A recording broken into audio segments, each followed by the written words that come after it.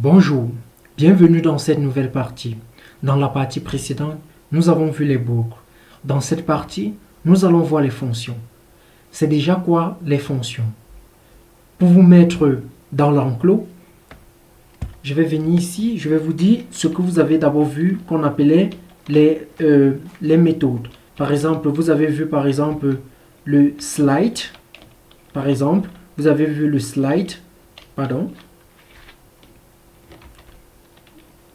Par exemple, le split, je voulais dire par exemple le split. Oh, c'est quoi ça? Le split, ce sont des méthodes. Ok? Ce sont des méthodes. Lorsque je mets split comme ça, c'est une méthode. Mais dans le langage informatique, on appelle ces méthodes préconstruites telles que le... Par exemple, pour qu'on puisse bien voir cela, si je crée une variable, je dis let name equal to Donald, ok, Donald. Si je viens ici, je dis name, je fais ça, to, par exemple, lower, par exemple, case, ok, to lower case, voilà, to lower case. Maintenant, ici, on a ce qu'on appelle une méthode qui est to lowercase, on a to uppercase, split, tout ça. Dans le jargon informatique de la programmation, on les appelle parce que ce sont des méthodes déjà préconstruites. Derrière, par exemple, to lowercase, il y a un algorithme. Voilà, on les appelle les built-in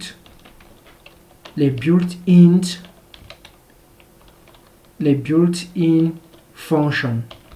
Ok, les built-in functions. Donc, ce sont les fonctions préconstruites. Ok? Donc, ils viennent avec le langage déjà construit. Mais nous voulons construire nos propres fonctions. Ok? Nous voulons construire nos propres fonctions. Donc, jusqu'à les utiliser comme nous utilisons, par exemple, to lowercase pour mettre en minuscule. Comment on fait cela? Donc, je nettoie ça. Ça, c'était pour l'explication. Maintenant, il y a ce qu'on va appeler la syntaxe. La syntaxe. Maintenant, comment on déclare une fonction? On vient juste ici, on écrit le mot function. C'est déjà quoi une fonction? Ok? Avant qu'on ne donne la syntaxe, il faut que je vous dise ce que c'est qu'une fonction. Une fonction est un ensemble ou bien est un ensemble de lignes d'instruction réutilisables qui retournent une valeur. Ok? C'est un ensemble de lignes d'instruction réutilisables et qui retournent une valeur ou des valeurs. Qu'est-ce que ça veut dire? Si, avant qu'on ne vienne sur la syntaxe, il faut que je sois clair. Si vous créez une fonction qui permet de faire l'addition de deux nombres. Si durant, vous êtes en train de coder, de développer un projet et que vous avez besoin de l'algorithme ou bien du programme qui permet d'additionner deux nombres, vous n'êtes plus obligé d'écrire cette fonction si elle a été déjà écrite. Tout ce que vous avez à faire, c'est d'appeler la fonction. C'est pour ça que je dis réutilisable. Et elle retourne une valeur. Si elle ne retourne pas une valeur, on va parler de procédure. Ok? Voilà. Donc, on va plus parler de fonction, que les termes soient clairs. Une procédure n'est pas une fonction. Une fonction retourne une valeur. Voilà. Syntaxe. Donc, vous allez écrire fonction en anglais. Maintenant, ça c'est la première méthode. Ok? Maintenant, lorsque vous avez mis syntaxe, vous avez mis fonction, vous devez mettre le nom de la fonction. Par exemple, on veut faire la somme. Je vais appeler ma fonction somme. Ça c'est le nom de la fonction. Maintenant, ça a besoin des paramètres ou pas. Les fonctions peuvent prendre des paramètres ou pas. Ok? Voilà. Par exemple, j'ai besoin de faire la somme de deux nombres. Donc, je vais dire par exemple ici, deux paramètres, Je vais dire par exemple nombre 1, virgule, nombre 2. OK? Et ici, ici je vais dire return. Je vous ai dit que ça retourne une valeur. Je vais dire return num2 plus num1. OK? Voilà.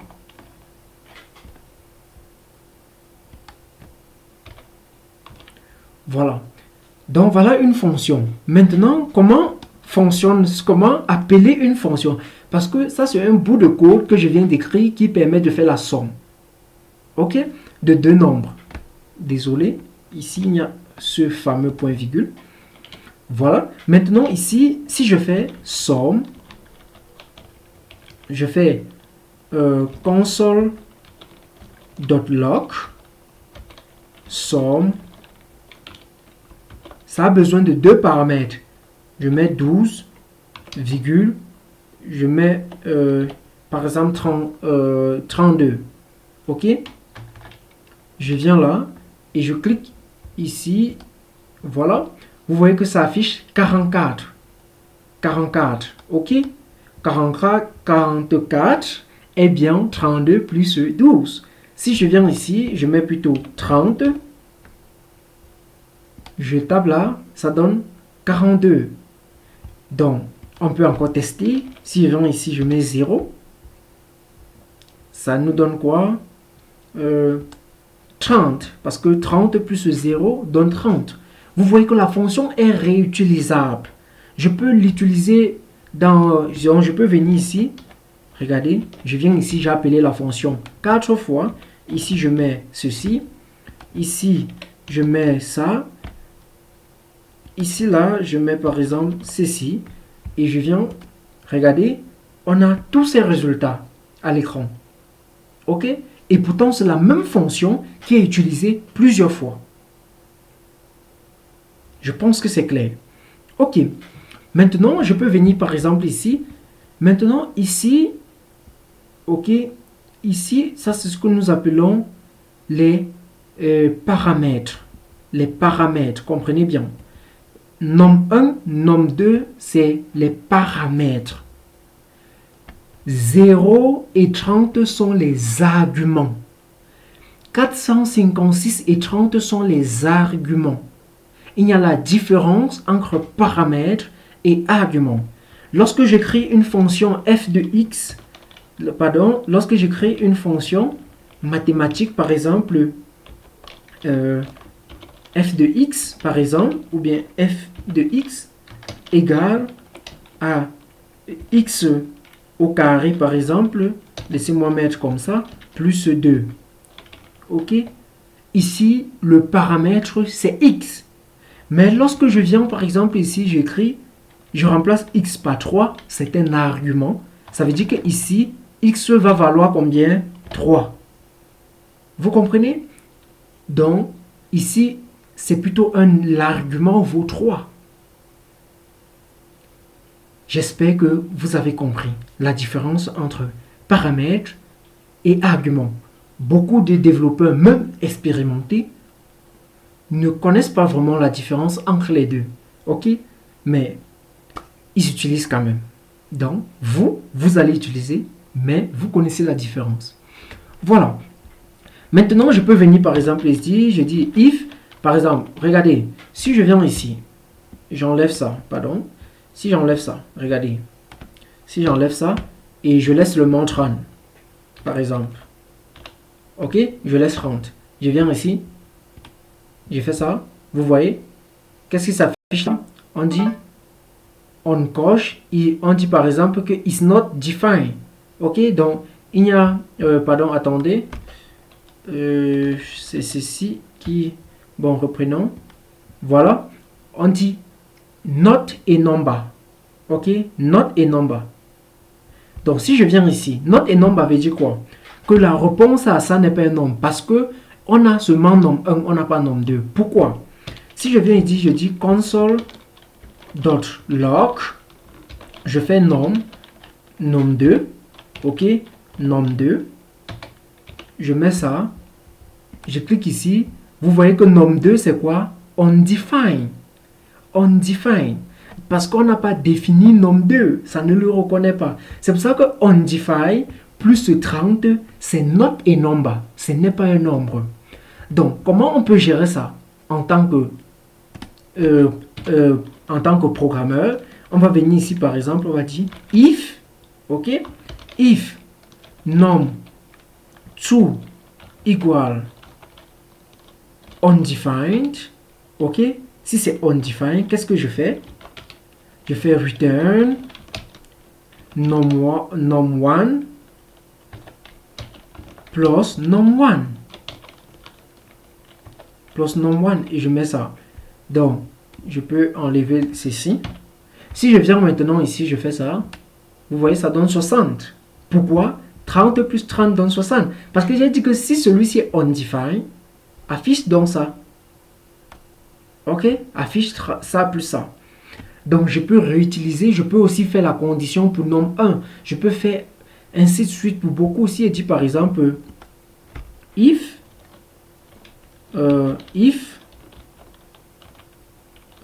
si je dis ici if num1 equal to undefined, ok, je peux ici faire return, ok, ou bien je peux juste console.log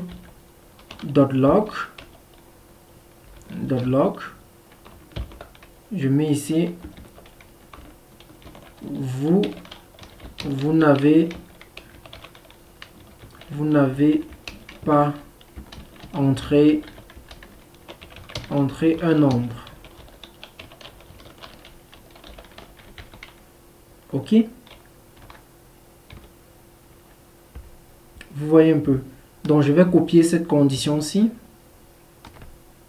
Je vais la copier. Je vais venir ici. Je vais mettre an. Voilà, peut-être je peux mettre le an ici. Pardon. Voilà, c'est plutôt ça. An. Je mets ça. Donc, si num1 c'est undefined et num2 c'est undefined, on affiche ça. Ok. Donc, si je viens ici, j'enlève l'argument ici. Ok. Si j'enlève ça, voilà. Je viens là maintenant. Vous voyez, on dit, ici on dit quoi? Vous n'avez pas entré un nombre. Le not et number ici, c'est à cause de la fonction ci. Donc si j'enlève, ok, et on relance. Qu'est-ce qu'il y a encore à additionner ici? If, qu'est-ce que ça additionne encore? Ligne 12. Parce que, ok, bon, ok, ça pose du return. Ok, désolé. Donc je vais venir ici, je vais mettre A égale, ok, c'est à cause du return, parce qu'une fonction doit toujours retourner quelque chose, parce que ça ne retrouve pas le return ici, ok, return A. Donc lorsque ça rencontre le return ci ne s'exécute pas, parce que ça retourne un seul truc, ok, ça peut être plusieurs valeurs, mais retourner une seule fois, ok, voilà. Donc si je viens maintenant là, vous voyez que on dit maintenant que vous n'avez pas entré de nombre. Ok, il n'y a plus notre truc là, donc ceci ne s'exécute plus. Ok, voilà. Maintenant que vous connaissez déjà créer une fonction, nous allons créer une petite fonction peut-être pour... je vais vous donner une deuxième syntaxe et là on va créer une petite fonction avec cette syntaxe. Voilà, donc je vais venir ici, j'enlève tout ceci. Maintenant, deuxième syntaxe, ok. La deuxième syntaxe est très simple, ok. On va juste dire, on va utiliser le mot const, pardon, qu'est-ce que j'écris? On va utiliser le mot const, voilà. Et maintenant, après const, on va par exemple dire, on va mettre le nom de la fonction. Je vais dire par exemple get email, Voilà, je veux avoir par exemple l'email. OK. Maintenant, on va dire égal. Laissez-moi monter un peu ça. Voilà. Égal. Maintenant, on va mettre ici maintenant fonction. OK. Fonction. Maintenant, on va mettre les paramètres. Peut-être j'ai besoin de l'email. OK. Maintenant, on met ça et c'est tout. Donc, const nom de la fonction, fonction, paramètre. Et ici, on fait return. Par exemple, je peux dire par exemple email. Voilà, je peux retourner l'email. L'email, je fais dot. Je peux faire slice. Voilà, c'est une fonction qui s'appelle slice. Maintenant, le début, je peux dire par exemple de 0 jusqu'à email dot. Je peux mettre index of. Voilà, index of. OK. Qu'est-ce qui ne va pas avec 1? J'ai pas mis la virgule ici, pardon, c'est une virgule. OK. Index of arrobas, pardon, index, je mets arrobas. OK. Donc ça va retourner quoi? Donc ça va retourner. Donc en fait ce que je veux faire c'est quoi? J'ai envie d'afficher les noms. OK, j'ai envie d'afficher le nom après le arrobas, de couper. Donc de 0 jusqu'au arrobas, j'ai envie de couper. OK, tout simplement. C'est ce que j'ai envie de faire. Donc si on vient ici, on teste un peu cela. Je viens ici, je dis console.log. Ici je mets get. Je mets get email. Ça pour paramètre, je mets par exemple Donald arrobas gmail.com. OK, je mets par exemple pardon, qu'est-ce que j'ai fait? Gmail. Ah, OK, je vois. C'est Gmail. Aïe aïe, ça me... OK.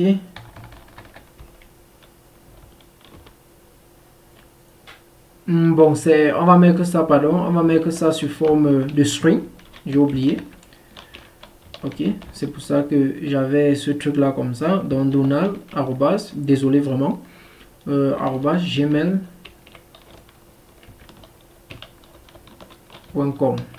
OK. Voilà. Point virgule. Donc, si j'exécute, voilà, si je viens là, j'exécute. Par exemple, on a quoi? Index is not an action. Il y a quoi là-bas? Email index of. Email index of.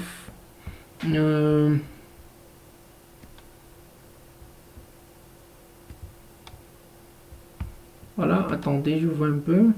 OK. Index of. OK, je vois. OK, donc le problème c'est ici, j'ai mis index. J'ai mis index, désolé pour la sonnerie. J'ai mis index avec I majuscule. OK. Donc si on reprend là, voilà. Vous voyez, j'ai Donald. OK, j'ai Donald. Tout simplement. Donc si on vient là, pardon, si vous venez là, on met par exemple from. Par exemple comme ça. Vous voyez, on a ça. Donc ça coupe en fait, c'est ce que cette fonction fait. Mais ça, c'est une nouvelle méthode pour définir les fonctions. C'est ce que je voulais vous montrer. Maintenant, on va voir la troisième méthode pour faire les fonctions. OK? On va voir la troisième méthode. Peut-être ceci un peu trop zoomé, je sais pas. Voilà, je pense que c'est mieux comme ça. Comme ceci. OK?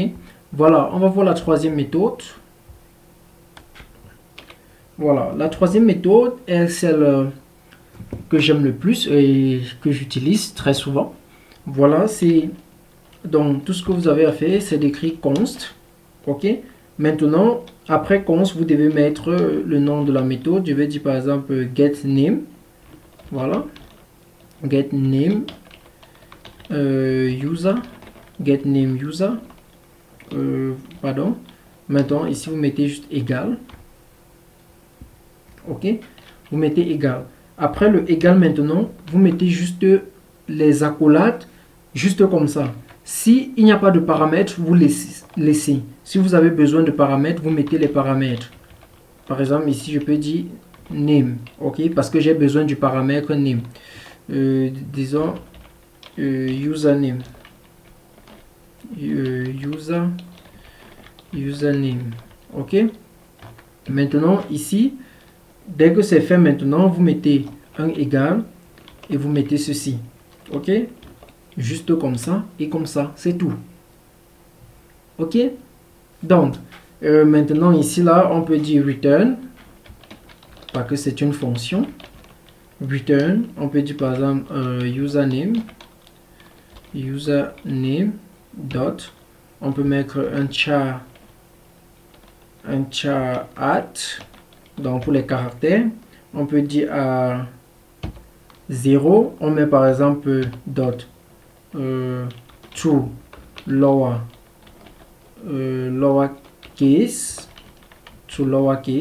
donc on prend le premier caractère, en fait le caractère 0 c'est le premier caractère, on met en lowercase, ok, on fait plus, pardon, on fait plus et on prend maintenant user name dot, on fait slice, ok, slice ça veut dire qu'on commence à 1 ici et maintenant on met en lowercase. Bon, ceci je voulais mettre uppercase parce que un nom commence toujours par une lettre majuscule. Ok, uppercase. Et ici, on va dire to lowercase.